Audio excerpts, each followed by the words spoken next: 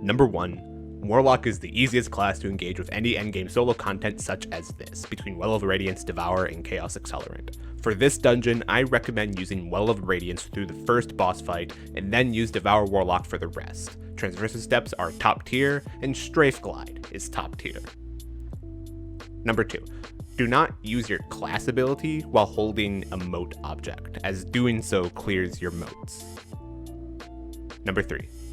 Melee increases your speed while holding any object, which means you can swiftly move from one end of the map to the next as quickly as possible, as well as quickly out of danger.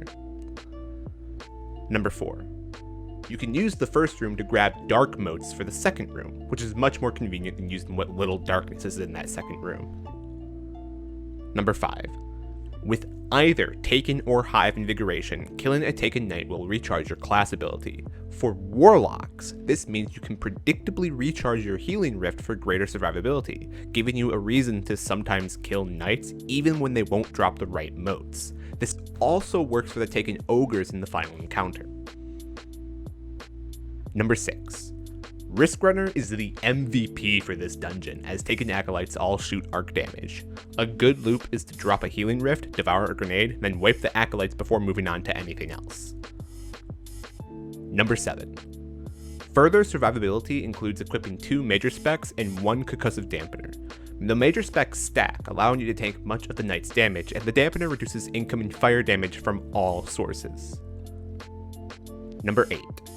In the Phalanx boss fight, using a sword will allow you to survive boops by swinging back towards the arena. As a Warlock, Falling Guillotine is also the DPS strat. Drop a well on the boss and ignore Hobgoblin shields. Number 9. During the exploring sections, I switched to long-range weapons in order to take things out from a safe distance. Play safe, take your time. Number 10.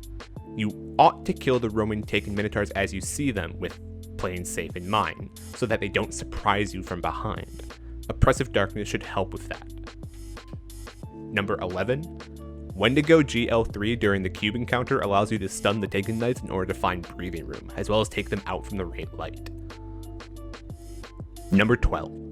In the cube encounter, whenever you kill a Taken Hobgoblin, a Taken Knight spawns. Whenever you kill a Taken Knight, a Taken Hobgoblin spawns. A good loop for the cube encounter is to find where the ball of light is directing you to, pick a corner lit with the right light, drop a Healing Rift, devour a grenade, use Risk Runner to clear the Acolytes, and then take out the Hobgoblins. The Knights should then spawn. If they're too close, use Wendigo GL3 to blind them and reposition. If possible, try to drop a Healing Rift on the plate you'll be cracking your motes on. Even with 2 major specs, the Hobgoblins can bring you close to death. After you crack your motes, I usually linger to clear the next wave of Acolytes with Risk Runner so that I can pick up Orbs of Light for Wendigo GL3, as well as secure additional ammo. Number 13. The cube's boss fight is trivial if you've gotten past the Phalanx boss fight.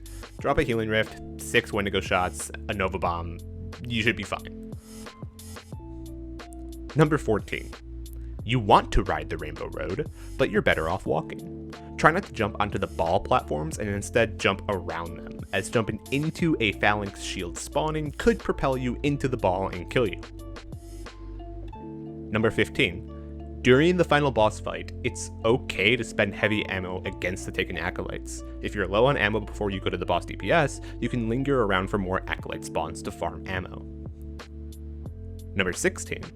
As a Warlock with an Invigoration mod, periodically drop Healing Rifts as you put down Knights. This encounter is at its most difficult when all 3 corners are still lit, and you'll appreciate having the scattered rifts around you to pick up on. However, never drop a rift unless you have a Knight or Ogre to slay right after. Number 17. You can crack your motes along the wall of the dunk points, giving you cover. Number 18.